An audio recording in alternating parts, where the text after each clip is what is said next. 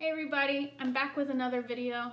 If you remember last time we talked about the feelings wheel and how it's important to recognize what we're feeling, be able to identify and name what we're feeling from moment to moment. So it's important to be able to recognize what we're feeling, because if we don't recognize that we're feeling something, then the emotion may take over and we end up making choices and making decisions that we wouldn't have made otherwise. So if we recognize what we're feeling, then we can choose to manage it and deal with it in a healthy and appropriate way. Today we're going to talk a little bit about the brain and how the brain processes emotions. It's important to understand how our brains work because ultimately, whether consciously or unconsciously, our brains are at the center of everything that we do. Today we're going to be using a simplified model of the brain to only talk about how the brain manages and deals with emotions. So this isn't going to be a comprehensive look at the brain. It's going to be a simplified look that'll help give us some information that we can use to help ourselves make better choices when we're dealing with some type of feeling or emotion. So the first part of the brain that we're going to talk about is what we call our survival state.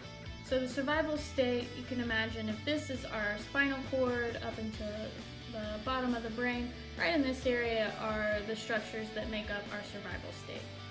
Our survival state is in charge of making sure that we are safe at all times, no matter what. It's always on, it's always working, it's always surveying our environment. If our survival state thinks that there's a threat, then we'll go into what's called the fight or flight response. And this is a response that we don't have any control over. So if our survival state kicks in, then we're really going along for the ride until that threat is taken care of and we don't have much choice in what actions we take. So after the survival state, then we have our emotional state. The emotional state is concerned with making sure that we feel connected to the people around us and that the world is kind of going the way that we want it to.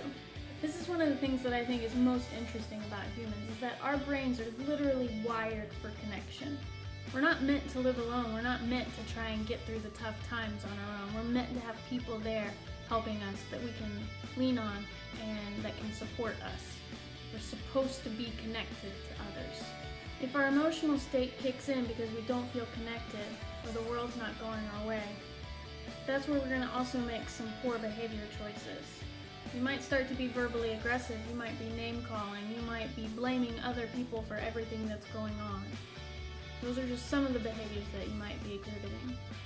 So just like the fight or flight response in the survival state, the behaviors that we see in the emotional state are unconscious and involuntary. We don't necessarily realize that we're making the choice to engage in those behaviors until after we've already done them. So we talked about our survival state, our emotional state. Next, we're going to talk about our executive state. The executive state is where all our brilliance is. This is where we get to make conscious choices about how we want to act and how we want to treat people. The executive state allows us to consciously manage our emotions. It's in this state that we can choose to take a deep breath, we can choose to talk to somebody about what we're feeling, or we can choose to just go and take some time to ourselves and maybe journal or write about what we're feeling. In order to access our executive state, we first have to feel safe and we have to feel connected. And so you can imagine, with the things that are going on around us, sometimes it's hard to feel safe and sometimes it's hard to feel connected. During this time, if your brain is anything like mine or any of the other people that I've talked to, you're constantly fluctuating in between a survival state, an emotional state, an executive state. It's hard to feel safe when there is a pandemic out there. It's hard to feel connected when we can't be at school talking with our friends. And when we don't feel safe and we don't feel connected, we can't access those executive state skills where we get to choose our behavior and we get to choose how to deal with things. So what I encourage you to do during this time is just to check in on yourself. Ask yourself periodically, how do I feel right now? Do I feel safe? Am I feeling anxious about COVID-19? Do I feel connected? Do I miss my friends? Do I miss family members that I don't get to see as much anymore? If you find yourself saying, no, I don't feel safe, or no, I don't feel connected, then I would encourage you to come up with something that you can do to help yourself feel more safe, to help yourself feel more connected.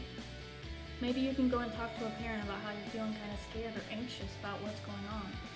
Maybe you can call up a grandma or an aunt or an uncle and say, hey, this is kind of scary. Maybe if you're feeling disconnected, maybe you can call up some friends. Maybe you can FaceTime with some friends. We may have to do it at a distance, but we can still support each other through this process.